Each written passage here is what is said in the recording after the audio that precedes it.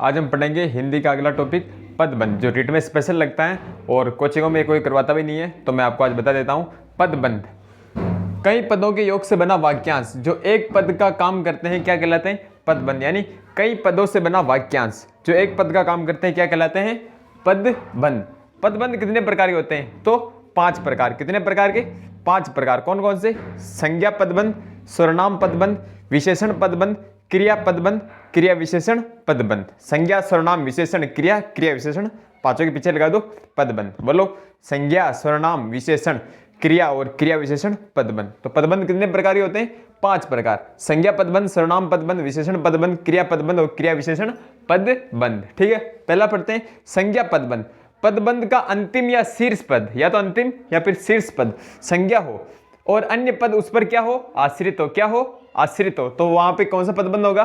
संज्ञा पदबंध। जैसे उदाहरण की बात करें, सबसे तेज दौड़ने वाला छात्र जीत गया। अब देखो, छात्र क्या है? संज्ञा है। मैं अगर बोलूं छात्र जीत गया तो छात्र संज्ञा जीत गया, नॉर्मल है। लेकिन मैं बोलूं सबसे तेज दौड़ने वाला छात्र जीत गया, तो सबसे तेज दौड़ने वाला इसके सहायक में हो गया, तो ये क्या हो गया? संज्ञा पदबंध। क्योंकि ये संज्ञा है तो संज्ञा आगे आने वाला पद क्या हो गया? संज्ञा पदबंध। ठीक है, कई पदों योग से बन रहा है। सेकंड उदाहरण देखते हैं, रघुवंश में उत्पन्न अयोध्या के राजा दशरथ के 4 पुत्र थे। अगर मैं आपको कहूं कि दशरथ, महाराज दशरथ या दशरथ के 4 पुत्र थे, नॉर्मल वाक्य। लेकिन अगर मैं बोलूं रघुवंश में उत्पन्न अयोध्या के राजा दशरथ के 4 पुत्र थे, तो दशरथ क्या होगी? संज्ञा। और ये इसके सहायता करें इसकी, तो ये क्या हो गया? संज्ञा पदबंध। यानी संज्ञा के पास आने वाला संज्ञा पदबंध। ठीक है, उसको विस्तार पूर्वक बता दिया। ये उदाहरण आया था रीट में। लंका का राजा रावण बहुत विद्वान था। अब देखो, रावण, रावण यहाँ पे क्या है? संज्ञा। क्या है? संज्ञा। लेकिन हम विशेषता बता रहे हैं, लंका का राजा, तो रावण क्या था? लंका का राजा। तो लंका का राजा क्या होगा? संज्ञा पदबंध। जो पूछा गया था ये क्या है? तो संज्ञा पदबंध। तो रावण बहुत विद्वान था तो रावण संज्ञा, और लंका का राजा रावण बहुत विद्वान था तो लंका का राजा क्या हो गया यहाँ पे? संज्ञा पदबंध। ठीक है, ऐसे उदाहरण हम बहुत सारे बना सकते हैं। दूसरा है सर्वनाम पदबंध। पदबंध का अंतिम या शीर्ष पद क्या हो? सर्वनाम, और उस पर आश्रित पद क्या कहलाएंगे? सर्वनाम पदबंध। जैसे उदाहरण, इतना सुंदर पत्र किसने लिखा? आप देखो, किसने, जिसने, किसने, याद करो सर्वनाम, मैंने आपको बताए थे। तो किसने क्या है यहाँ पे? सर्वनाम है। इसके आगे लग रहा है इतना सुंदर पत्र। क्या लग रहा है? इतना सुंदर पत्र। तो ये क्या हो गया? सर्वनाम पदबंध। ठीक है, दूसरा उदाहरण देखो, चोट खाया हुआ वह अब क्या खेल पाएगा? चोट खाया हुआ वह अब क्या खेल पाएगा? तो देखो, वह क्या है? सर्वनाम। तो इसके साथ में आने वाले क्या हो गया? सर्वनाम पदबंध। स्क्रीनशॉट लीजिए, आगे ही पढ़ते हैं।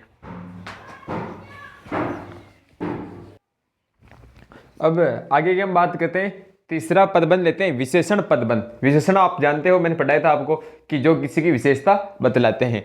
तो पदबंध का अंतिम या शेष पद क्या हो? विशेषण हो, और अन्य पद उस पर क्या हो? आश्रित हो। यहाँ पे विशेषण आ गया बस दूसरे शब्दों की जगह। तो पदबंध का अंतिम या शीर्ष पद विशेषण हो तथा अन्य पद उस पर क्या हो? आश्रित हो। तो वहां पे कौन सा पदबंध होगा? विशेषण पदबंध। जैसे राम का घोड़ा अत्यंत सुंदर, फुर्तीला और आज्ञाकारी है। अब राम का घोड़ा है, केवल ये वाक्य हो, लेकिन इसमें अगर हम बोल रहे कि राम का घोड़ा अत्यंत सुंदर, फुर्तीला और आज्ञाकारी है, तो ये घोड़े क्या होगी? विशेषता। तो ये कौन सा पदबंध हो गया? विशेषण पदबंध। ठीक है, अगला देखिए, आया हुआ प्रश्न है रीट में, सारस की तरह लंबी गर्दन बड़ी अजीब लगती है। अगर मैं आपको ये वाक्य, देखो आप ध्यान से, केवल ये वाक्य कि गर्दन बड़ी अजीब लगती है, गर्दन बड़ी अजीब लगती है, सिंपल वाक्य, साधारण वाक्य, लेकिन सारस की तरह लंबी गर्दन बड़ी अजीब लगती है, तो विशेषता होगी गर्दन कैसी है? सारस की तरह लंबी। तो विशेषण पदबंध हो गया, इसकी विशेषता बता रहा है तो क्या हो गया? विशेषण पदबंध। ठीक है, अगला उदाहरण देखो, जहां जहां वह गया उसका बहुत सम्मान हुआ। अगर आप इस वाक्य को पढ़ो, मुख्य वाक्य यही है इसमें, उसका बहुत सम्मान हुआ। सिंपल है, साधारण वाक्य, लेकिन जहां जहां वह गया, विशेषता बता रहा है कि जहां जहां वो गया उसका बहुत सम्मान हुआ। तो जहां जहां वह गया क्या हो गया? विशेषण पदबंध, और ये मुख्य वाक्य हो गया। ठीक है, अगला, यह वही लड़का है जिसने कल चोरी की थी। अब देखो, यह वही लड़का, मैं किसी को देख के बोलूं अरे यार ये तो वही लड़का है बस, लेकिन जिसने कल चोरी की थी, जिसको कल पुरस्कार मिला था, जिसने कल नृत्य किया था, जिसने कल गाना गाया था, तो ये क्या होगी? उसकी विशेषता होगी। तो ये क्या हो गया? विशेषण उपवाक्य, विशेषण पदबंध, जिसने कल चोरी की थी। उदाहरणों की कोई कमी नहीं है, समझना आपको आना चाहिए।